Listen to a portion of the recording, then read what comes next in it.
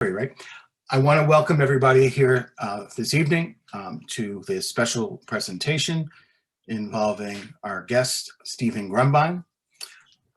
If you don't know Stephen Grumbine, I actually want him to introduce himself here, but Stephen is very much involved with progressive activism, and he's been involved with that for some time. Although I'd like you to tell us a little bit about yourself and what's brought you to this area of involvement that you're currently engrossed in. Sure. So thank you for having me join you guys. I really appreciate the offer. It's always nice to be able to talk to folks that are fighting for progress. And a little bit about myself. As you know, my story, at least Robert, my story is a journey. It's a real literal journey. I started out an extremely conservative, right-wing Republican. My mom and dad both revered Ronald Reagan. My mom was a Reagan Democrat. My dad was just a bona fide Republican. And my whole life was spent basically listening to Republican talking points, Fox News, the Washington Star, Washington Times newspaper. A lot of standard conservative values. And that was basically my upbringing. And it got worse as time went on. As things didn't pan out the way that I wanted them to, I got more and more Republican, if you will, more and more conservative. I really took it very seriously. I was a Christian, went to church, was very involved in that side of the world. Very involved with like Operation Rescue, Randall Terry, some of the real hardcore pro life individuals. Quite a departure from where I am today. You could say that my journey really started moving leftward right around 2008, 2009 was when it really took off. But I started drifting leftward right around the turn of the century, right in the early 2000s around Bush. I eventually stumbled into modern monetary theory as I got my master's degree in business administration and a master's degree of science and technology management. I lost a 17-year career and I couldn't make heads or tails of it. It didn't make any sense to me at all. I had done everything. I had gone to school. I had kids. I had the white picket fence. I thought that staying up till 4 a.m. studying for school meant that I would always have a job.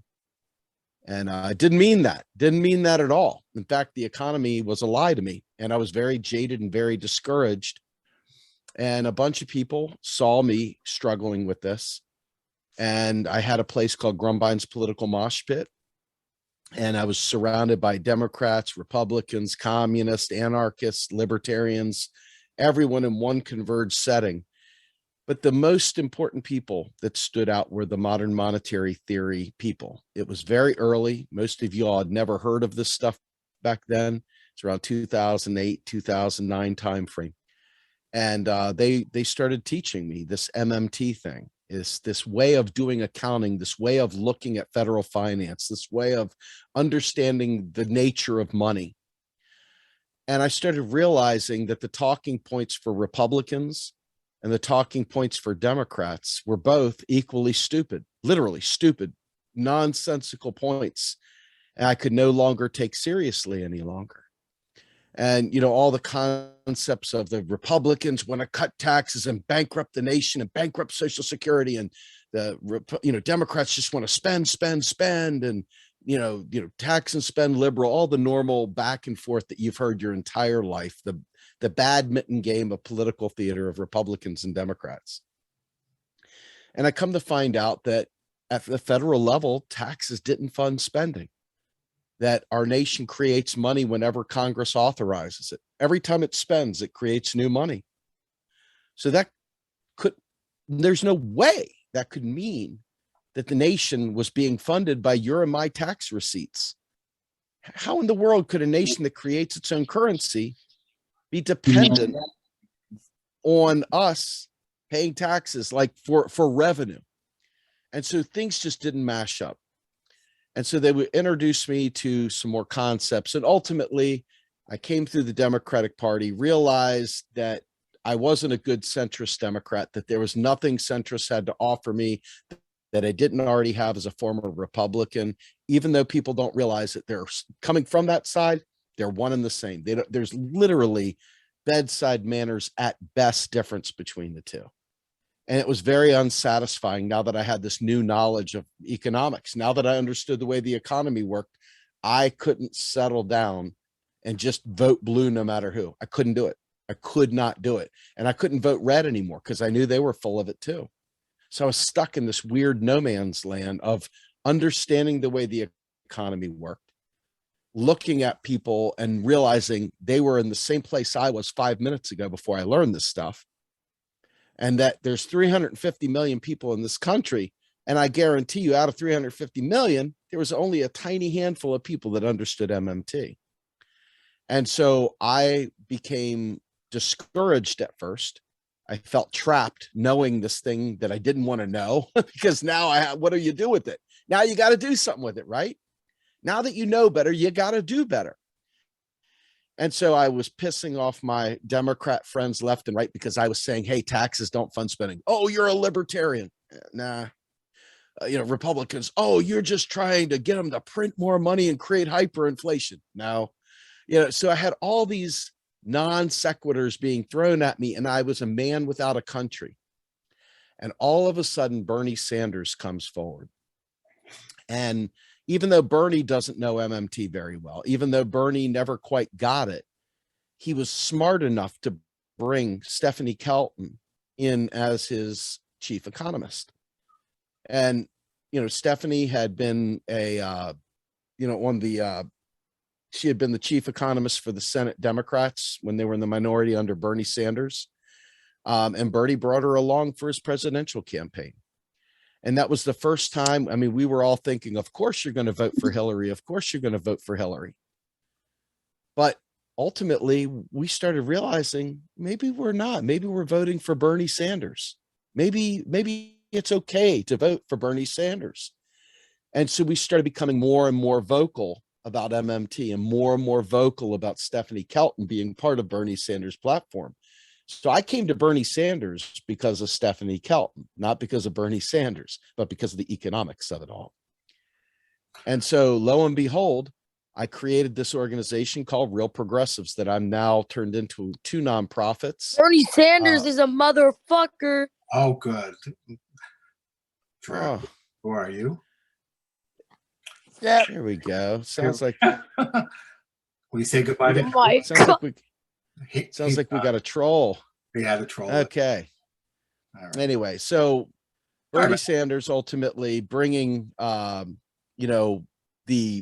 MMT component into the mix. He's not a troll. He's my friend, and he has a big penis. Okay. I apologize. So like kids on this stream. That's okay. This happens, man, because people have no lives. This is what happens in a neoliberal world. They have nothing to live for at all, so they come to make other people suffer and whatever. It's like Soylent Green. They just are what they are, right? Anyway, so Stephanie Kelton comes into the mix, and all of a sudden, this massive spending program is put forward. Bernie Sanders offered up $33 trillion in new spending in the first go round. And he only offered up 19 trillion in taxes. If you didn't know what was going on, you would lose your mind. But as an MMTer, I knew that his chief economist was saying, we're going to deficit spend like crazy. We're going to deficit spend until we make things right. And so they laid out this huge platform, amazing platform that never had been heard of before, not since FDR or maybe Lyndon Johnson. And so my passion for MMT and my passion for progressive politics grew and grew and grew because I got tired. How can you even sit by and listen to a standard rank and file vote blue no matter who, talking about diminished expectations and literally giving away to Wall Street. After a while, it just grates your soul and turns you into something you never were before, something angry, something miserable, something less than you could be. And here we are, suddenly, all the great lefty ideas, for the first time ever, with the understanding of how you're going to pay for it. Now, this became a problem, of course, because most of Bernie Sanders supporters didn't know MMT. And so Stephanie Kelton was just some random person they'd never heard of before. And so all the concepts and stuff, I was fighting with people that should have been my allies, people that should have loved me to death, because I'm sitting there telling them about what their favorite guy, their candidate, is pushing forward. And instead of listening to us, many of them would just point to Bernie's website and say, that's how he's going to pay for it. But when you looked at Bernie's website and say, he's going to raise Wall Street speculation tax, and he's going to do a gas tax, he's going to make speculation, he's going to do all these taxes, right? We're going to pay for it with a 2.3% increase in whatever, right? And that was all air cover. Those were offsets because most of you all didn't understand that taxes in no way, shape, or form at the federal level actually pay for a single thing. Weird, mind-blowing concept because the country creates its own money. And so it needs something for you to want those pieces of paper. Those digits in your bank account have to have some meaning. They have to have something tied to them to make them maintain some value to purchase things. And that thing is the tax. Because there is a tax payable only in the currency, that makes us all need the currency. It doesn't pay for anything, but it keeps the pump going. It keeps the cycle going. You tax. If you want to make things a little bit more difficult, if you want to decrease spending, you raise taxes. If you want to increase spending, you reduce taxes. There's all these different brakes and levers in the economy. And when you understand they're not there as a funding mechanism, and you treat them for the brake pedal or the gas pedal they are, all of a sudden the world becomes a bigger place. All of a sudden you start dreaming a different dream, a better dream, a more important dream, a dream that could change the world forever. And that's what happened to me. And that's how I came to build this thing called Real Progressives, myself and a bunch of other hardworking volunteers. And then, as if that wasn't enough, we realized that having a 501c3 for Real Progressives to educate people on economics was one thing, but we also needed to be able to activate through political action. And by doing that, we created a 501c4 sister company called Real Progress in Action. So I am the CEO and founder of two nonprofits, and we serve the progressive leftist community. But we'll go anywhere. I actually spoke at a MAGA rally, unbeknownst to me, had no idea, got invited to talk to some former burners. Turned out they were people that defected when Hillary went. So I went there and spoke. I was like, oh my God, what am I getting into? And lo and behold, I gave them the MMT story, and a progressive story at that, in front of Trump Tower in Washington, D.C. And again, I had no idea that I was going to a MAGA rally. I thought I was going to a bunch of burners because they were all Bernie people that I'd worked with before. And there I am with red MAGA hats everywhere. And I'm up there with a big star on my shirt that says Real Progressives. And I'm like, oh my God. They gave me a standing ovation. There were people crying in the audience when I talked to them about how we could take care of our returning veterans, when I talked to them about how we could take care of our local communities, about how we could take care of one another. And I leaned on their Christianity. I leaned on their desire to support the troops. And I explained these things, and the lights came on. See, MMT disabuses us of all the BS that we hear about in the news. And it fundamentally changed my politics. And so now I've moved even further left in many ways than probably many of you on this call. And so, I would call myself a MMT informed leftist. I could say more than that, but I'll leave it at that. All right. We definitely have a sense of your background there. I want to get into what you think about America today. It's a two-part question. So what are your observations about the state of affairs today, literally? And what do you think about Biden's first year as a Democrat? And both houses of Congress. This is a pretty challenging question. Let me just say that if you're a student of history, and I am a rabid student of history, you realize the United States has always been a colonial project. The United States has always been based on imperialism, and it has always been based on basically extraction, an entirety of extraction, from taking the real resources from the Native Americans, taking real resources from the global South, taking real resources wherever we find them and want them. And we have the military that goes and ensures that we can get those things. It's not what I would want for my own country. So from my vantage point as an American citizen, and an MMT informed activist, I see our nation as not the good guy and the shining light on the hill, but I see us as a nation desperately in need of repair, desperately in need of a reset, desperately in need of reclaiming our soul. The American dream is nothing more than American nightmare for very many people right now. And understanding that should drive you to action. Once you see the suffering that's really going on beyond the white teeth on commercials and the washboard abs on the clothing commercials and all the happiness as they jump into their $100,000 vehicles on the cars and the shows and all the stuff that leads us to believe that it's perfectly normal to just go to Hawaii whenever you want, or it's perfectly normal to go to Cancun whenever you want, or just jump on a plane or do whatever. That's not normal for most Americans. That's not what we do. So for me, this nation is a bunch of broken promises and a bunch of unfulfilled requirements and responsibilities that a quality nation, a nation that cares for its least, would actually do. I think our nation is the ultimate bootstrapping libertarian project, neoliberal project, driving the World Trade Organization, driving the IMF, and literally pilfering the global South. Not a very pretty picture, right? I'm painting a very dim picture. But I had hoped upon hope that if we weren't going to unite by just fighting against Donald Trump, if that wasn't going to be the rallying cry for people that are center left and left, then I was hoping that since everybody was determined to bring, Biden in, I was determined that I would take a wait and see attitude. I was very anti-Biden. I still am very anti-Biden. I feel like Biden is a Republican in every meaningful way, except for the D in front of his name. And if you don't like Republicans, Biden's a tough sell because he's got every Republican trait there is, from trying to privatize Medicare. He's willing to cut Social Security. He has done some things in this pandemic with his mouth that make you think, hey, maybe he's learning. Because after all, Bernie said, hey, he could be the next FDR if he does what we've said he'd do. But Biden didn't do that. Biden could immediately eliminate student debt right now. Eliminate it, period, with a single stroke of a pen. He could easily do it. He won't do it.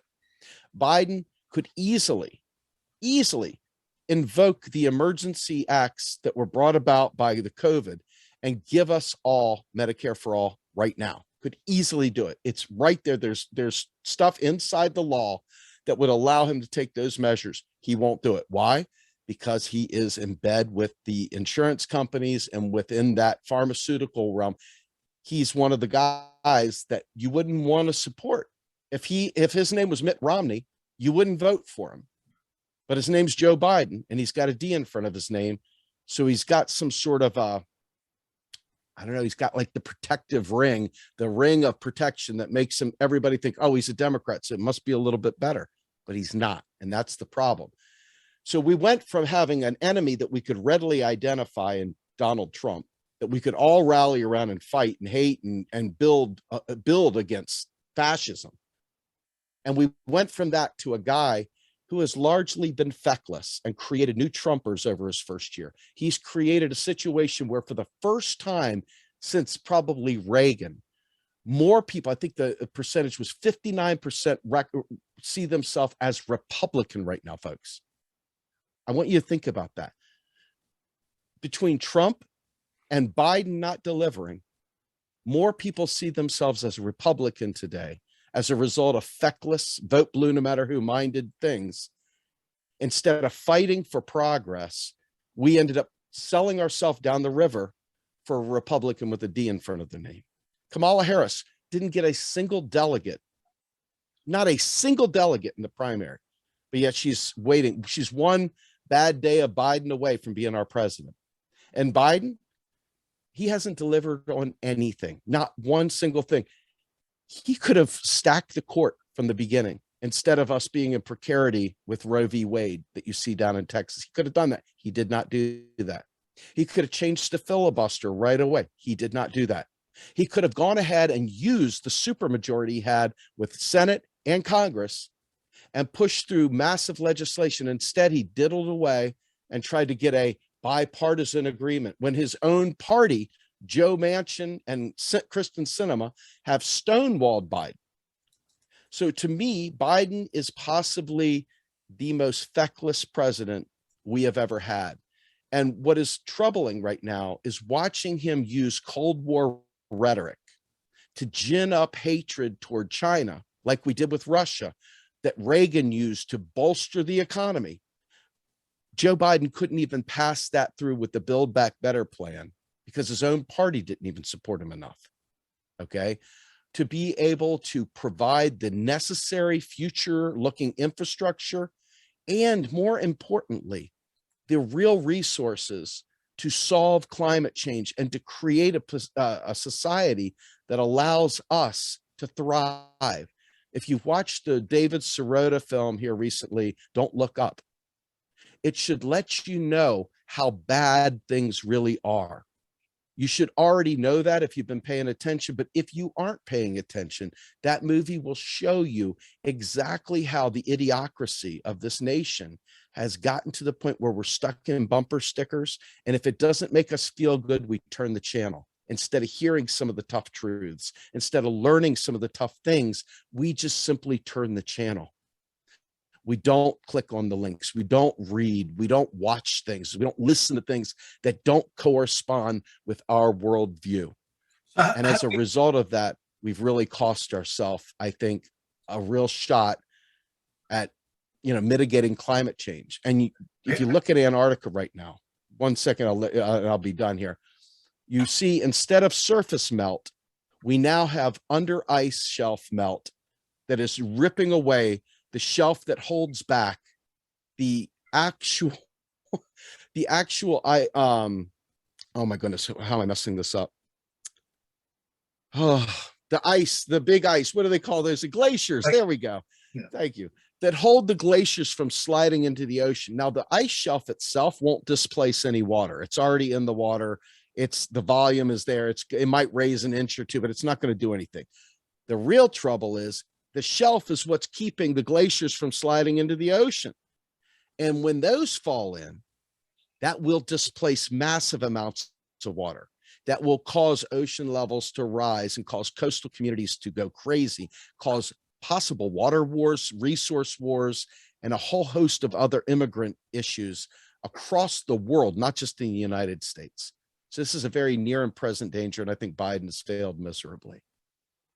Sounds like we need these catastrophes to move the ball forward in a weird way. But who wants to get to that degree of insanity before we change? Is there any hope? Do you see any hope in the current Democratic Congress in terms of individuals that seem to be rising above the fray? And remember the way our electoral system works. It takes a majority to win a bill. It takes a majority to do that. And so if you're an intrepid little group of people and you are the antagonist, then you got to be an antagonist. You can't go along to get along. You must be the thorn in their side. I do not see the thorn in their side. I see a whole lot of mama bear. I see a whole lot of kumbaya. So do I have a lot of hope? No. But then again, I also think a lot of this is political theater too. I think in order for us to see real meaningful change in electoral politics, we're going to have to pass some anti-corruption laws. we're going to have to really, but the problem is, who passes anti-corruption laws? Not the The ones in people power. that are corrupt. So we're not going to be able to do it, right? So it's going to require us thinking outside of the electoral zone and really getting serious about organizing, really getting serious about making demands, and not allowing those gatekeepers to start shaming us into just, what do you want, Trump? No, you've got to stand firm. We've heard enough of, what do you want, Mitt Romney? What do you want? What's dude's name? McCain. You want McCain? What do you want, Bush? What do you want this? What do you want that? Let me tell you, Bill Clinton got rid of Glass-Steagall. He's the one that tore down the barrier between investment banks and actual savings and loan. And when he did that, he set the stage for the financial meltdown that occurred in 2008 and 9. Bill Clinton ran the balanced budget, and by having a surplus, literally brought the country into recession. Even though everything was good during the Goldilocks years, as he had a very disruptive technology and the internet taking off at exactly the same time. So he had a convergence of technology and bad economics. And what happened, as much as I hate George W. Bush, and I do hate the man, Bill Clinton, the recession that Bush walked into was of Bill Clinton's making. Recessions don't happen overnight. They take a lot of effort and time in advance. And that's when you get it. It's like the tip of the iceberg is the recession. It's all the other stuff underneath that created it. And that happened on Bill Clinton's watch as a result of welfare reform, which destroyed more single moms, African-American women, you name it, than just about any other thing in the world. His tough on crime approach to things was a hearkening back to a Republican talking points back in the days of McGovern. You were talking about some really, really bad things that happened in the third way that created this neoliberal triangulation that the Clintons are famous for. So if you are a real vote blue person, a real honest to God Democrat of the labor variety that harkens back to FDR and starts thinking about what the Democratic Party was built on, if you're going to be a democratic socialist, if you're going to look at things through that lens, then the Democratic Party of today doesn't have a whole lot for us right now. And so to me, at this point, I look at Congress and I look at the Senate and I look at the presidency and I say, if it isn't for us, we the people, if we don't find a way to not unite in electoral politics, but unite in terms of creating an environment where we are organized to fight back, we're not going to get anything we want. This may sound crazy, and believe me when I say this, as I say this, it's going to sound crazy, but they might have spaceships. They might have boats in mountains like the movies. They have bunkers. They have all kinds of stuff to prepare them to survive climate crisis. They've got seeds. They've got stuff stored up. Jane and Joe Public, we don't have anything. Most of us don't have enough for 1 week's pay stashed away. So if crisis hits, we're going to be left with a really, really bad situation for many, many people. So do I think the Democrats, the House, do I have hope? No, I don't. Not really. Do I want to have hope? Yes. What is the way forward for progressives? What should we be doing? You have to have two minds. You have to have a do no harm mindset, because the nation isn't ready for a revolution. It's not ready for anything beyond that. The nation's simply fat and happy with a lot of people. A lot of people are doing well with Wall Street investments. A lot of people are neoliberals and don't even know they're neoliberals and don't care that they're neoliberals. And so it's in that space that we see that the people that are really suffering are left without a voice. They have no one in Congress that's really fighting for them. Even AOC has calmed way down from the days of her standing on Pelosi's desk with the Sunrise Movement. It would have been nice to see her take the Sunrise Movement down to Joe Manchin's house and fight with Joe Manchin with the Sunrise kids. That would have been an amazing thing. Didn't happen. It would have been nice to see the squad show up at Cinema's place with the Sunrise Movement. It didn't happen. I don't know why it didn't happen. You'll have to ponder that yourselves. But do I have hope? What is the way forward? The way forward to me is do your best electorally, knowing full well that you're probably not going to get what you need, while simultaneously using it as a means of educating people on the facts of the matter. Once people realize they're being lied to about the economy, once people realize that they're being lied to about what is possible and what is not possible, they're going to be much more willing to take bold steps instead of cowardly, let's show up to the protest with our fist in the air and the sign up there and our pink hats on, and then go home with the selfies and the t-shirt and do nothing about it other than vote for Hillary. That is not revolutionary. That is not creating change. And that right there is what we're stuck in, a constant, endless loop of. Okay. So we got to get out of that loop over there. But on the flip side, we got to start building institutions without permission, without asking the government for permission. We got to start building mutual aid with each other. We got to start creating communication networks. We got to start being willing to show up to each other's protests and mean it.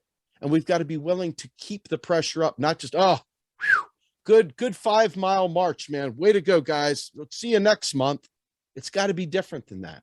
We've got to get our heads screwed on that we're in a war. Maybe we're not shooting bullets, but this is a real, honest to God war.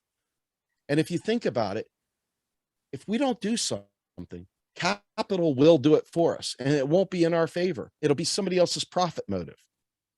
So you're seeing the libertarians out there pushing Bitcoin, really, really privatizing the public space, which is not a good thing for you if you're a progressive. And you see a lot of other things that are happening that have nothing to do with bringing up the bottom and trimming off the top, because the top has too much and it allows them to buy our democracy. And there's no one there blocking it. Elon Musk had $4.9 billion of US government subsidies for Tesla. Think about that. $4.9 billion from our government. That's insane. But that's what we got. And now they're flying around in space. So do I have hope? Only if we get serious and stop waiting for them to do it for us. Stop looking for Hillary to suddenly lead a revolution. Start taking it upon yourself to organize, really organize. And I don't mean door knocking and phone banking. I'm talking about organize amongst each other, sit down, teach each other, show each other how economics works, show each other history, learn dialectical materialism, learn historical materialism, talk to each other, learn what has happened, learn the arc of revolution and how movements come to be. That's what we really need to do. And we need to organize around that core idea that we're all in it to win it, that the 99% really is our movement. And I think we do that, we might have a shot. All right. I kind of want to open this up to questions. If anyone would like to ask a question, feel free.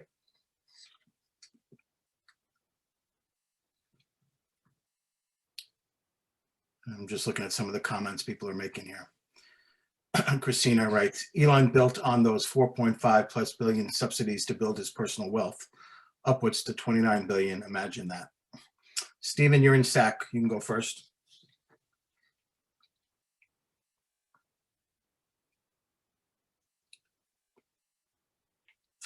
Stephen Cicchini, you're up. Might be having an audio issue.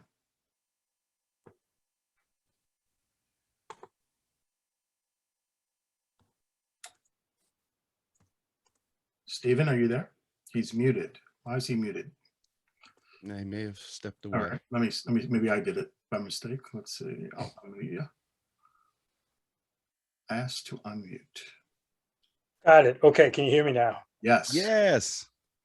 So nice to meet you. I was on, I saw you on a podcast, kind of talking about Medicare for All and talking about how the savings from passing Medicare for All need to be replaced by spending of some other kind or additional health care. Can you go into that a little bit for me? Yeah, sure. So all economic activity, good or bad, indiscriminate, makes up GDP. And we base a lot of things based on GDP. Mm-hmm. When you look at the overall economic activity within our healthcare system, so many jobs have been created based in inefficiency, intentional inefficiency to create jobs. And so there's a huge amount of bureaucratic effort out there. But the problem is those people are your neighbors. They're your family members. They're your friends. They're people you went to school with.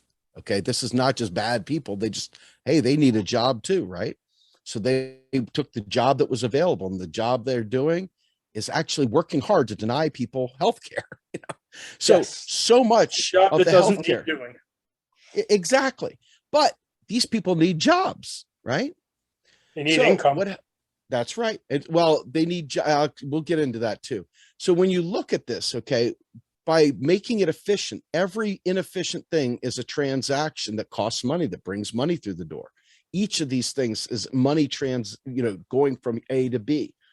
When you diminish that, you shrink GDP, you shrink that spending down. And so now efficiency, which is the capital system, and we want it efficient, we want it lean, we want it mean. Well, guess what? That creates a lot of unemployed people. Okay. If you don't have a way of covering for that.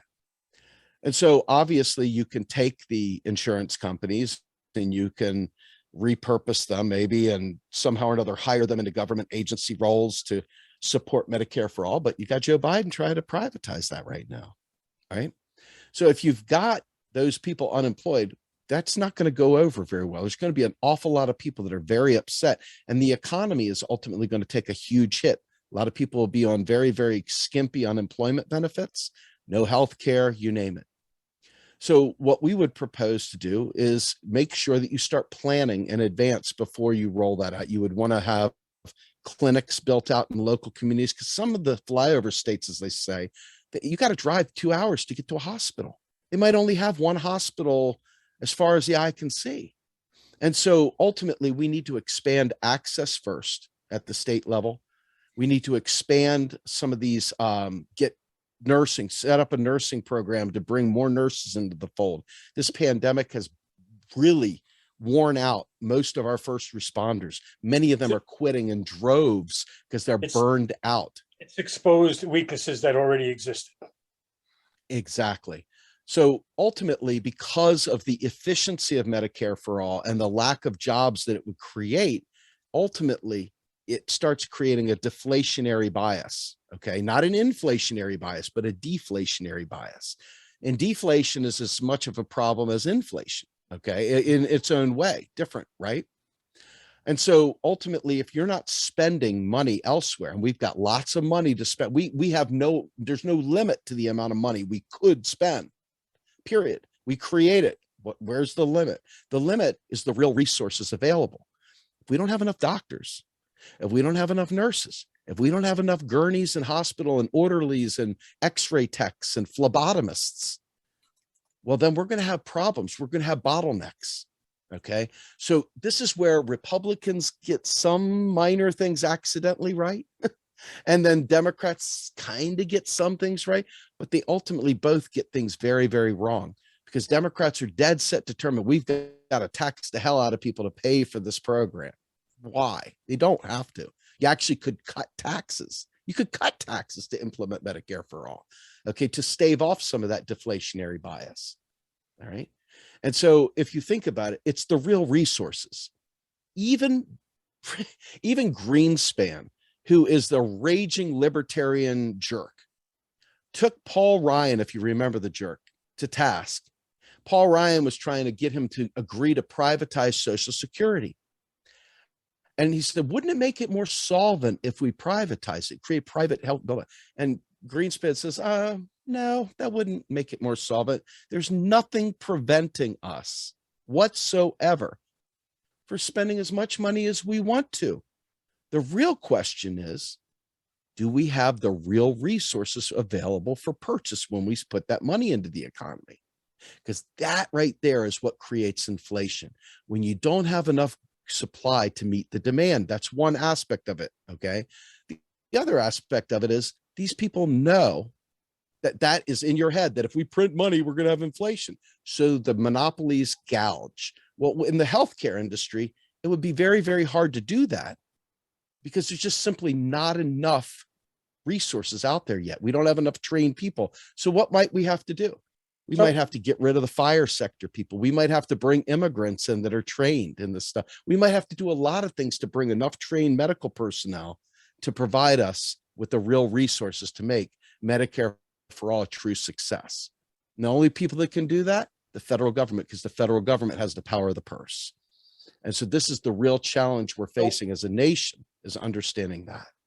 So one of the things that Medicare for All will do will free up the time of actual healthcare providers to provide healthcare instead of deal with the billing and bullshit and those unnecessary employees in the health insurance industry.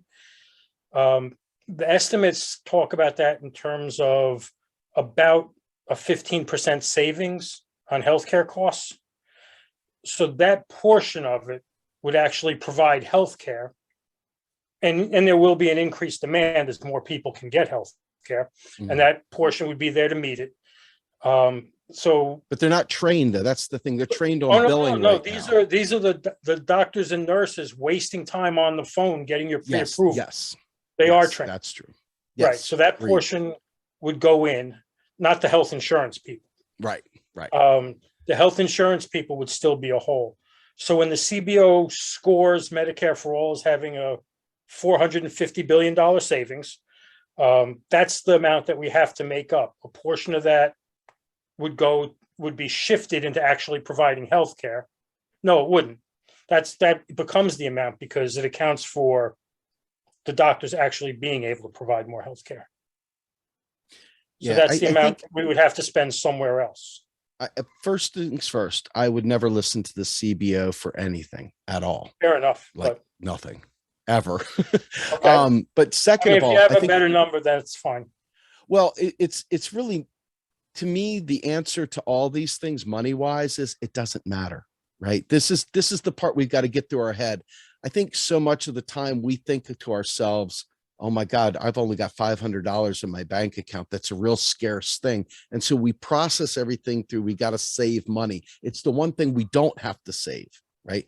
Right. And so in the sense of this particular space, we keep trying to figure out how we can make our crappy system work for us for free, which is the kind of mentality. I mean, I'm boiling that down, oversimplifying it, but we keep trying to make this crappy system work for us. Look at places like England. England had a fantastic healthcare service, but they keep the Tories and the other right wingers over there keep trying to privatize more and more and more. Okay. Like our It's side not is being like, whittled down too. what's that? Our Medicare is being whittled away too. Absolutely. It's just the neoliberal dream to privatize everything. Anything that's in the public space, anything from parks, you name it, that they can privatize to turn a profit motive on, they will do that. And, I don't want to get off track, but I want to let you know that this is what we do through the IMF and the World Trade Organization. When we put these structural adjustments on these poor countries in the South, what we're doing is we're forcing them to privatize their entire nation, to make it available for vultures. That's what we're doing to Detroit when we sold off all their museums and everything else. That's what we did to Puerto Atlanta in Rico. 2008. Exactly. And you look, Sam Brown back in Kansas, what did he do? He cut the bottom out of everything. Why? Because we have a vicious state by state race to the bottom. The states are competing with each other. Do you remember back in the day of Rick Perry, and even before Rick Perry, Ann Richards and the rest of them, they bragged in Texas about luring businesses down to Texas by a sweetheart tax deal. Come on down, Texas. We're open for business, baby. Right? They bring them all down there. Thank God New York stood up tall and pushed back against Amazon, who was trying to do the same thing. But in Kansas, they trimmed the bottom out so much that schools couldn't even open. They didn't even have school books. It was pathetic. It was absolutely treasonous what they had done. Okay. But this is the problem. So many people don't understand the race to the bottom state by state. The states are all competing. There's probably 4 or 5 states in this entire country that have an economy large enough, New York, California, and a few others, that can do great things on their own. The other 46, 47, 48 states, I don't know exactly where it fits in terms of, if you look at their rainy day fund and you look at the CIFR reports for every state, you can see most of them don't have enough funds to get through anything. Most of them have unfunded pensions. Most of them are trying to trim pensions, take back promises made to workers. There's so many downstream dominoes that we have to look at, because states are revenue constrained. They are dependent on tax dollars at the state level. That's why they don't ask for a state FEMA. They go to the federal government when there's a disaster. Imagine the states trying to compete and deal with the COVID pandemic. Horrible, horrible idea, right? Can't even imagine how badly that would have gone for most of the states. And you see how bad it is now, where they won't do the mandates, and you see different states acting in different ways. That said, going back to your primary question about the Medicare, because this is all connected, inputs, Yep. outputs, man, all this stuff is tightly woven together. If we don't have those people trained, and yes, you'll free up 15%, but that's nowhere near enough people to be able to provide specialty services, elective surgeries and stuff like that, plus all the day-to-day stuff. And think about how many people don't have dental care, and that's not even really around right now. Dental care, you can have heart problems by having rotted teeth. I mean, there's so many things that go with this. It's all the downstream trickle downs that impact so many other aspects of our lives. And then when you're sick and you look crappy, your teeth are messed up, and you go for a job interview, you don't get the job either. So now you got a double whammy, and it just starts rolling. It's expensive to be poor, and it just keeps going down and down and down. And so the idea of Medicare for all, if we don't have the real resources in place, it doesn't matter how much money we have. If we're not investing in building up the real resources to support that, it could be a failure, and that would give the right wing a big old, see, I told you so. I told you so. And that's what we've got to guard against, because there's enough of that middle ground with this country. The red-blue divide is purple, and those purple people swing back and forth between groups at election time. And if the Democrats do what they did this time, you're going to see that massive swing to the right again. If we fail on Medicare, if we try and do it patchwork, piecemeal, all these different things, we are going to give the right wing the gun and the bullet to take us down. And so we've got to really guard against these things. And that's where I stand on this. I'm going to interrupt you guys for a second. Joe Jackson has been in stack for a while here. Joe, you had a question? Hey, Joe. Hi, Steve. Hey, buddy. Got something I think Steve might have missed, or who's not sure on, is that the government, the federal government, is the currency issuer.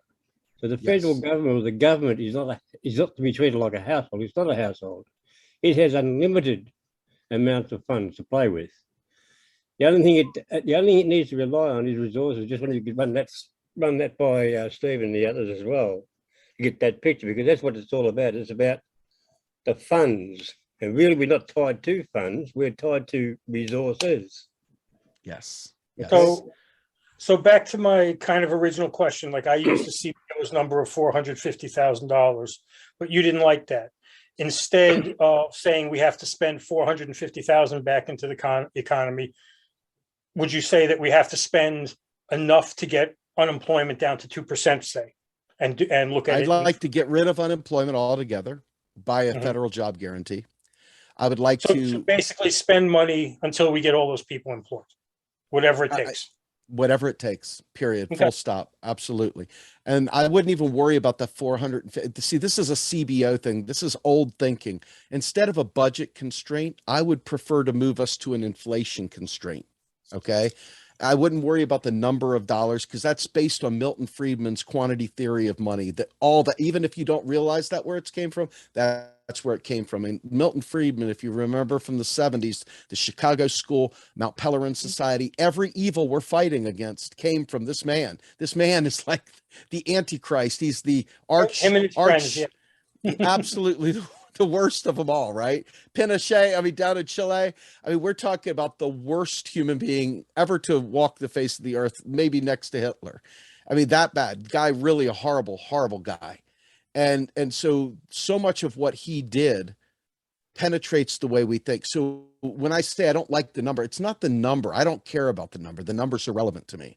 What is relevant to me is, do we have enough doctors and nurses to meet the demand? That's all I care about, because the government can absorb any cost overrun. I'm not worried about that. What I am worried about is, I don't want somebody saying it takes me 6 months to get seen for plaque psoriasis. I can't get in because I have a hangnail or something. So I've followed Medicare for All and single payer healthcare in New York State, the New York Health Act. Sure. And basically what I see estimated as, and people are doing the best they can making these estimates, Sure. is that there will be a short term, about 10 or 12 or 15% surge in healthcare demand, in the near term after it passes. And then long term, it actually should go down as we, provide better care earlier in stages of sickness and disease. So there's a We'd lady actually named like- Carol McClanahan. I'm sorry. What's up? No, I was just going to say there's a lady named Carol McClanahan, and she has a plan that basically adds the offset to increase access, to increase local clinics, to handle different small term, easy things that typically poor people will go to the emergency room and fill up the hospital with because they have nowhere else to go. And so the idea is to provide community healthcare centers, clinics, and stuff like that to provide on the spot kind of as needed healthcare. And then to be able to free the hospital up to do what it's supposed to do, to provide primary care right away, to make primary care available to all at the state level. Now, that's something that's achievable, right? It's not overburdensome because ultimately it's primary care. Where it gets tricky is when you start insuring the whole person, when you start getting into surgeries, you start getting into all the major calamities that life entails, right? And so that's when it starts becoming cost prohibitive. Now, let's say, remember, I told you there's probably 4 or 5 states in the country that could do something really crazy, really awesome, right? Like California and New York. Those are two Texas and two Florida states. have enough money, but they're going the wrong way. Exactly. So if you envision these 2 states being able to do something, the issue comes down to is the idea that this will suddenly just bloom across the country. I suggest strongly look at the CAFR reports. I know they don't like to use the word CAFR because it's kind of reflective of the South African slur, but that's what they're called, as CAFR, C-A-F-R. And they have to produce these things every year for the Congress to look at. Every state has to provide basically their health. This is how much money we've got set aside for a rainy day fund. This is how much money we have set aside for this, that, and the other. And you will see that in that sliding curve, there's some states that are flush, that are pretty good. They have low population. They're going to be fine, whatever. A lot of them, and it's not just red states or blue states. It's just states that don't have the export capability. They don't have all the industry in their state. So they're literally requiring federal subsidies and so forth just to survive, right? Those states outnumber the others. And when you think about trying to move in a state by state fashion, you're literally creating a precarity because we already have a fundamental race to the bottom that we talked about with Brownback in Texas and across the country, actually, where they slash services, they slash schools, they slash pensions, all that to lure business in. It's the only way they can get them because the way that things are set up. So if you have that, states, remember, are currency slaves. They are literally the ones that need to tax for this stuff. And what happens? Let's say hypothetically, California and New York get healthcare on their own. There will be what we call immigration, healthcare immigration into those states.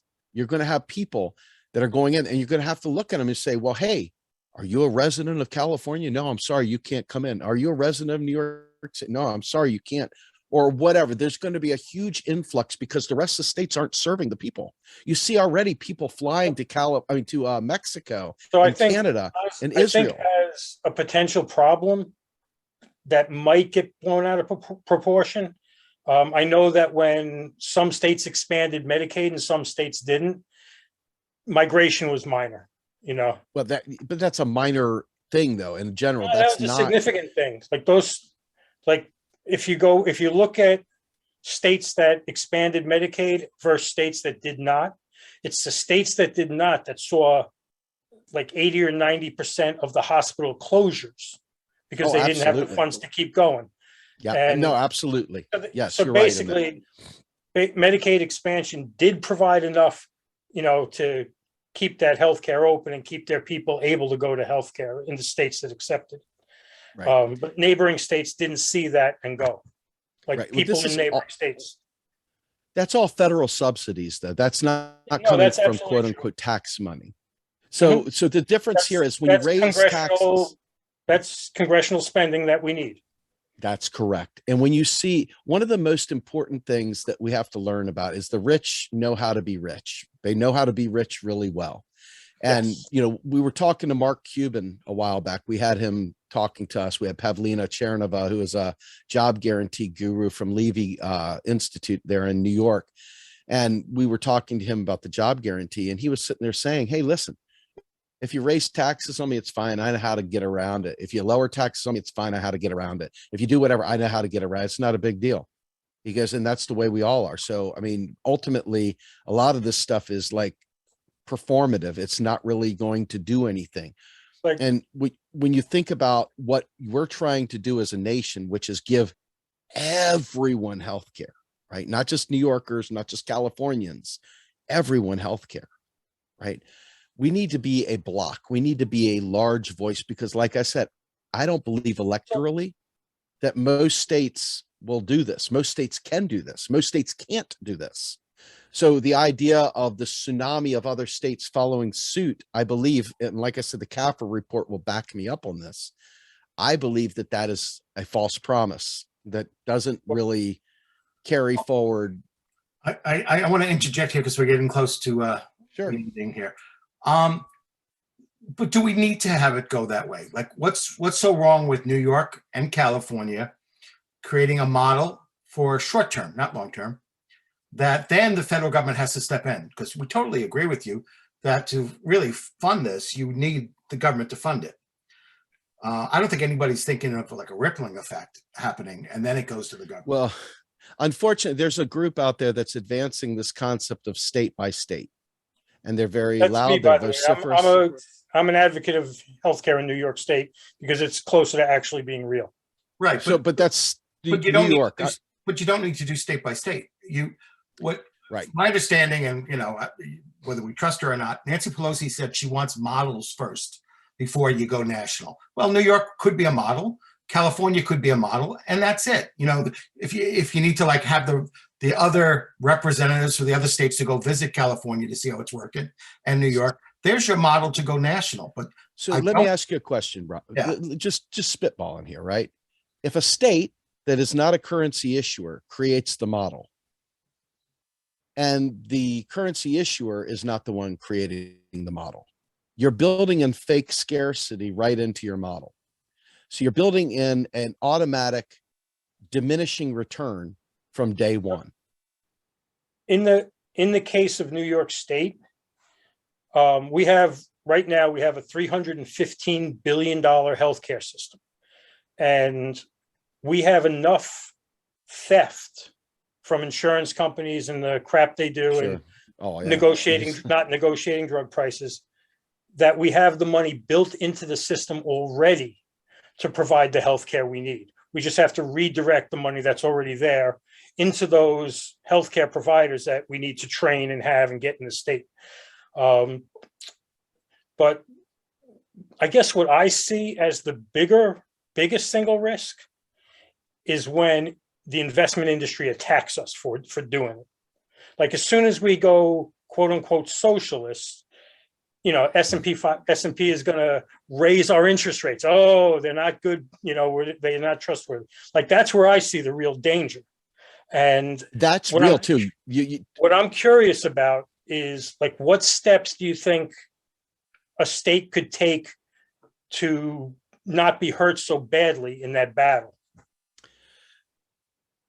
I can't. I'm trying to remember his name. Who's is one piece of that? Maybe the money comes from the government still. Federal, all public banks is a different.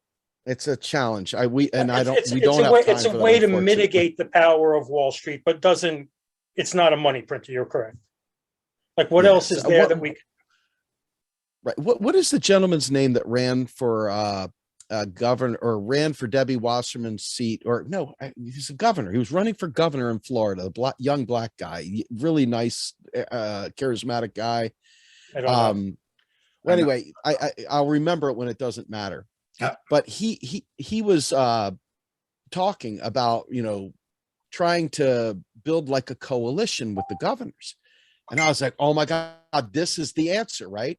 Because if you can get the governors to work together to talk about the fact that they don't want their states being the ones on the hook for these things and build that coalition of state houses, then you have the power to push in a different way, to push, really, really push for that state-based, or I should say national-based approach. But ultimately, you realize that the Republicans have been working hard for the last 50 years to reclaim the state houses. I think they got huge majority, 38 state houses, I believe, they have a are in lot. Republican control. It's huge. So you gotta understand the politics of each state. In particular, I'm coming back to New York for a minute. I told you, New York is clearly one of the states that can do this, right? New York and California clearly can do this. Right. My thing is, I don't think that taking the Cadillac and saying it can work in Pinto states is So it's not a model, right? It's not a duplicable model. And if you look at it from a caregiving standpoint, you're still having to make really, really bad decisions based on financial scarcity, even in good states like California and New York, that you would not need to make at the federal level.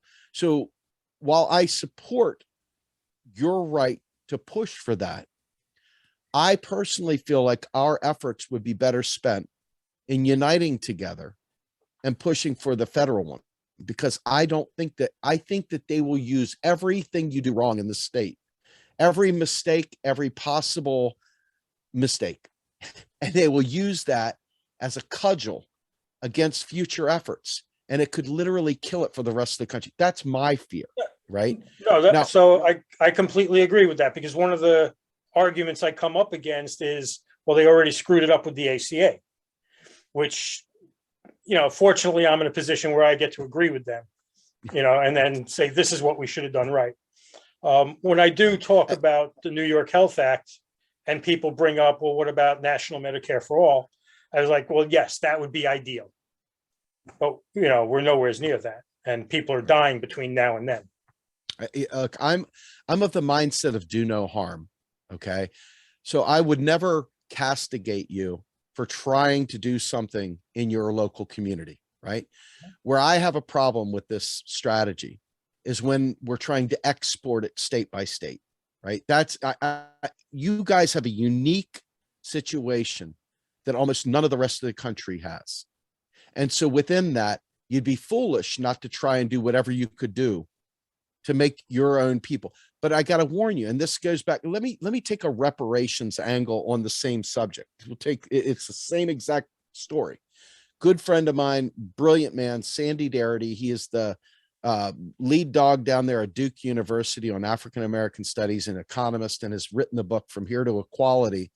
And it talks about reparations, and it talks about the history of it, right? He comes up with a big, huge number of like $15 trillion to make things kind of even, like the payment wise. They're not even talking about restructuring society. They're just talking about a cash payment of somewhere in the neighborhood of 15 trillion. Okay. Now, there are groups out there that don't understand MMT, don't understand the way federal finance works, never read Sandy Darity's book. And if they did, they didn't like it or ignored it, and are out there trying to do state by state based reparations. Well, you want to talk about really, really pissing off some poor white people, some poor blue collar white people that don't know any better, that haven't had a chance to learn these things, right? And they just see somebody else getting theirs. You don't have to think far, but you can go back to the early days of this country and look at the Bacon's Rebellion, where blacks and whites and Indian people worked together. And the rich said, hey, wait a minute, I see a bad thing going on here. These guys are uniting. So they gave the poor white slobs a few extra nickels, and they betrayed them. They turned their back on their friends. And that's exactly what's happened throughout history. Every time we unite in an intersectional way, across race, across gender, across socioeconomic situations, we are given some little thing over here to this little group to get them out of the fight. And I see that as a potential with California and New York, since you guys are the country. You guys settle the elections. You guys are the be all end all, the left coast and the East Coast, that whole thing, you guys control it all. The rest of us all just accept whatever comes from that. And so if you guys are out of the race and you're done, we lose a huge voice, because how many people do you think are going to be fighting for the rest of the country after they get theirs? With all due respect, it's human nature. You're no longer hungry, so you're not ready to eat more. Well, if you know how hard it is. At the end of the day, like, all right, so right on our border is Vermont. Okay, New York State has a 170 billion or something capital budget for state spending. Vermont is 7 billion by comparison. Right. Like, I think one solution to what you're saying is the possibility of regional and folding Vermont into New York State's system. And we just create them as a new regional area. And then Vermont's covered, and Massachusetts is covered, and Connecticut's covered, and maybe Pennsylvania too. Pennsylvania might be big enough to do it. What other ways could we mitigate that? Because the problem is, like, I'm worried about what you're talking about too. Like, how do we? Yeah, I think, these are all good ideas. There's no, what I mean? Like, this is ideas. We're brainstorming. We don't know because we haven't done it. We haven't gotten there, right? One of the things that's very tricky is that people like to throw up the Canada formula. We've got 4 or 5 articles that debunk that down to the nth degree. I'm not the expert on this, so I'm not going to get into it with you right now, but I'll put the article out there for you to look at. But it's very important to understand that there are very real substantive differences that make it like apples and oranges. It feels good to say it, but that's not the right way to go about it, because we need to deal in truth, because we can't make a mistake here. This has got to be. What are the significant differences between single payer there? Well, first of all, they try to use, this is where I don't want to get into it, because I'll give you the article. Okay, just suffice it to say, I'm an expert in what I'm an expert in, kinda, but I'm not an expert in that. I'm an expert in understanding who is an expert in it, though. And so I'll bring those kind of resources, and I'm a good project manager. What can I say? But ultimately, the fact is that the times when the Canadian healthcare system came into play, very, very different world we were in. There was a whole bunch of different circumstances that were going on that are no longer even remotely the same. And the United States has got so many things that are different. It's not funny. So I will tell you this, and I'm going to close out on this part for this segment, because I probably spin you into a circle, and I don't want to do that. It's not my goal here. So I'll use something that shows you that. Stephanie Kelton, who I've talked about several times now, she had this great meme out there, and it had this big spaghetti Gordian knot, and then it had a straight line. And she said, MMT, that was a straight line. And then the squiggly wiggly, everybody else. And that's what I typically run into with all of these things, is everybody's willing to connect. I mean, my mom was an old operator in the Bell Corps. And so you see her doing all this stuff. That's what I see with a lot of these things. It's like trying to plug the holes in the ice wall, to keep the flood from coming. And I'm just trying to mitigate some of that, because life is complicated enough as it is. And the idea of trying to get people who are stuck in a bumper sticker time frame, a TikTok world where nuance is just completely lost in conversations. We don't talk anymore, right? We have these 30-second glimpses of something, and then we're off to the next subject. We've got to realize that that's what we're up against, to message complex thoughts and ideas. And so the idea of creating regional centers and this and that and the other, I'm not saying it's a bad idea at all. In fact, I mean, I kind of don't hate that, right? But it's the funding mechanism that I'm interested in. And are there ways of doing it? Well, my goodness, we can always get creative, but creative requires the will of the people to understand that, to get behind it. And once it gets into a complexity level that goes beyond that 30-second clip, you're not going to have a mass movement anymore. And that's the problem. I'm not saying it can't be done. I'm just trying to lay out some of my concerns here. And that's what I'm up against as an MMT evangelist. Simple thing. Hey, you play the game Monopoly, you should know how this works, right? But no, people don't. They still think it's coming from their hard-earned tax dollars. And that's a hard nut to crack. Like, I totally agree with that. And I do use, like, when I talk about New York Health Act single payer, in New York State, and people say, well, what about national? And I talk about, yes, that would be better. I also use that as a jumping off point to educate about MMT, because Yeah, yes, the it's power great, of the man. purse is incredible. You know, Yeah, very good. Good stuff, man. Good Um, stuff. Stephen, can you leave us with maybe 3 books you can recommend we read? Oh yeah, I can leave you a million of them, but one of the most important books you can read is Stephanie Kelton's book, The Deficit Myth. It's a very, very easy airport read kind of thing, sitting on the toilet, kind of read. It's not a challenging read. The other one that I love is Warren Mosler's book, 7 Deadly Innocent Frauds of Economic Policy. And you can find that for free on our website. If you come to realprogressives.org, search for 7 Deadly Innocent Frauds, you'll find a free copy of it there. You can also obviously buy it. It's been around for a long time. And then I would say that the other very, very important book to read, and this is not specifically MMT, but it's a very, very important book. And it's called The Divide. It's by a man named Jason Hickel. It's funny because I just interviewed Steve Keen, and I haven't read this book yet here, The New Economics and Manifesto. I want to be able to recommend that. I have books everywhere, man, all over here, right? But to be fair, Jason Hickel's book, The Divide, and Less is More. God, I could just keep going on forever. But these are really important books. Please do check out Sandy Darity's book, From Here to Equality also. I mean, but if you want to understand why all this stuff is happening, check out Howard Zinn's book, The History of the United States, the People's History of the United States, and it'll really change your life. All right. I want to thank you for giving us some time. We did put in the chat your website there, and we recommend the viewers come listen to some of your podcasts. And you have an invitation to return as well. Thank right. you so much. It's a pleasure. Thank you. All right. Have a good night, everybody. Thanks for having me.